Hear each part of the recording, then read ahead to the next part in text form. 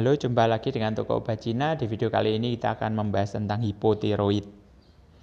Nah, sebelum bahas hipotiroid kita harus tahu tiroid itu apa ya. Tiroid adalah nama kelenjar ya yang terletak di bagian depan leher dan berperan sebagai penghasil hormon tiroid. Nah, hormon tiroid ini berfungsi untuk mengendalikan proses metabolisme tubuh. Ya, seperti mengubah makanan menjadi energi, mengatur suhu tubuh, dan mengatur denyut jantung kita. Nah, kerja dari kelenjar tiroid ini juga dipengaruhi oleh kelenjar lain yang ada di otak kita. Namanya adalah kelenjar pituitari atau kelenjar hipofisis. Nah, kelenjar hipofisis akan menghasilkan hormon yang dinamakan TSH dalam mengatur kelenjar tiroid untuk menghasilkan hormon tiroid. Nah, penyakit tiroid bisa terjadi ketika kelenjar tiroid mengalami perubahan bentuk. Entah karena penyakit gondok, adanya benjolan atau nodul tiroid, atau kanker tiroid. Sehingga kelenjar tiroid ini menghasilkan hormon tiroid terlalu sedikit, namanya hipotiroid. Kalau menghasilkan terlalu banyak, namanya jadi hipertiroid.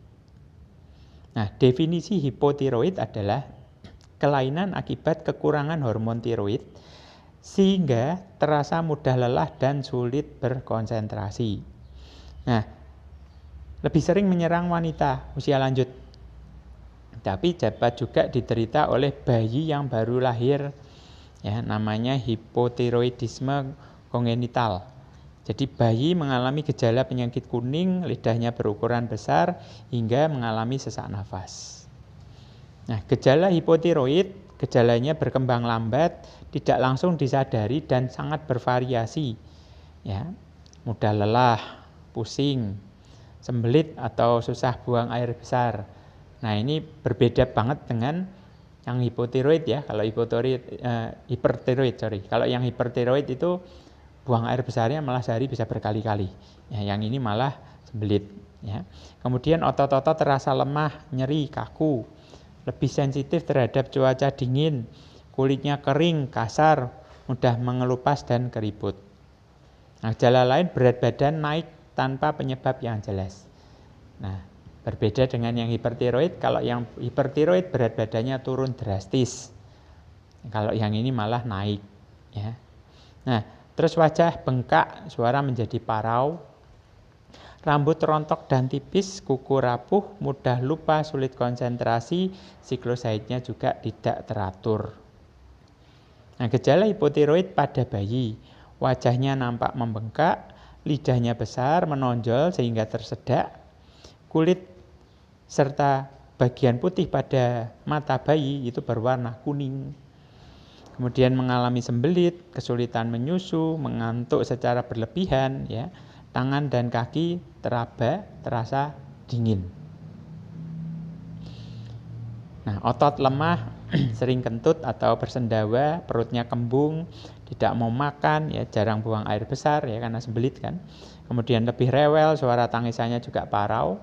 Ya, kemudian perkembangan bayi menjadi tidak optimal, bahkan bisa mempengaruhi perkembangan mentalnya.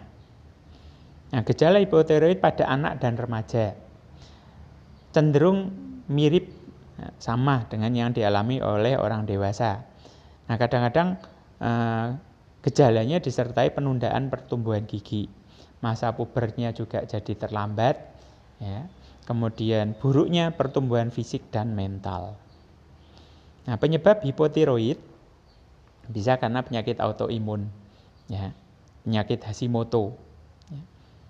Adalah penyebab paling umum ya. Jadi ini autoimun ya. Tubuh menghasilkan antibodi yang justru menyerang kelenjar tiroid sehingga fungsinya menjadi terganggu. Kemudian pengobatan pada kelenjar tiroid. Radioterapi pada area leher itu dapat merusak sel-sel kelenjar tiroid sehingga kelenjar tersebut sulit untuk memproduksi hormon tiroid. Nah, obat-obatan tertentu ya, penggunaan beberapa jenis obat gangguan mental, gangguan irama jantung, obat kanker itu bisa menyebabkan juga terjadinya hipotiroid. Kemudian pola makan rendah yodium. Nah, yodium kita tahu adalah mineral penting yang dibutuhkan oleh kelenjar tiroid agar dapat memproduksi hormon. Nah, kekurangan yodium itu bisa menyebabkan hipotiroid. Nah, ada juga karena kelainan bawaan. Ya. Nah, ini bayi yang lahir dengan kelenjar tiroid yang tidak berkembang dengan sempurna. Ya, namanya hipotiroidisme kongenital. Ya, ini terjadi karena pola makan ibu hamil yang rendah yodium, bisa juga karena faktor genetik. Kemudian gangguan hormon TSH. Nah, TSH itu thyroid stimulating hormone yang diproduksi oleh kelenjar pituitari yang ada di otak tadi.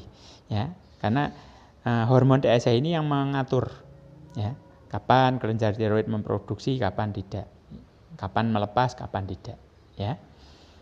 Nah, faktor risiko hipotiroid wanita yang berusia di atas 60 tahun itu lebih berisiko. Kemudian memiliki anggota keluarga dengan riwayat penyakit tiroid, ibu hamil atau yang baru melahirkan dalam waktu 6 bulan terakhir. Kemudian menderita penyakit autoimun lainnya, ya, seperti diabetes tipe 1, penyakit celiak atau multiple sclerosis.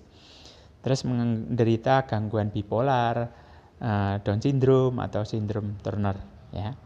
Ini berkaitan dengan perkembangan mental, ya. Nah, diagnosa hipotiroid, ya, dilakukan tes darah untuk mengukur kadar hormon tiroid dan TSH di dalam tubuh. Rendahnya kadar tiroid atau tingginya kadar TSH di dalam darah itu dapat menandakan terjadinya hipotiroid. Itu nilai rujukannya Anda nanti bisa lihat dari hasil lab Anda. Ya, biasanya nanti ada rujukan normalnya berapa. Komplikasi hipotiroid, nyeri sendi, obesitas, ya. Jadi kalau yang hipertiroid itu kurus sekali, kalau hipotiroid malah gemuk, ya. Tapi gemuknya gemuk nggak sehat, ya. Nah, kemudian penyakit gondok, infertilitas atau gangguan kesuburan, kerusakan saraf, penyakit jantung, koma myxedema, ya. Anemia, preeklamsia itu ibu hamil yang tensinya tinggi, ya. Keguguran, bayi lahir prematur atau memiliki berat badan lahir rendah. Kemudian bayi lahir dalam kondisi cacat, bayi mengalami gangguan perkembangan fisik atau mental. Nah, pencegahan hipotiroid kita bisa lakukan pola makan sehat dan seimbang. Kemudian mengkonsumsi makanan yang beriodium, ya, termasuk garam yang beriodium, rumput laut, telur, udang, ya, produk susu. Ya. Kemudian menjalani pengobatan bila memang karena autoimun. Ya, jadi autoimunnya juga dibereskan. Nah, pemeriksaan rutin ke dokter kandungan selama masa kehamilan untuk mencegah supaya bayinya yang lahir tidak hipotiroid. Nah, solusinya kita bisa pakai zinc. Zinc ini membantu untuk menstabilkan produksi hormon. Ya, kemudian Vitaline ini sebagai antioksidan. Ya, karena yang dikhawatirkan adalah kalau sampai menjadi kanker tiroid, ya.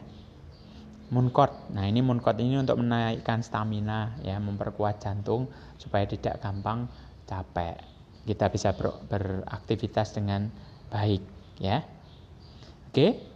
Untuk Anda yang mau konsultasi silahkan chat di call center kami 0817 5474 671. Ingat, harta yang paling utama adalah kesehatan.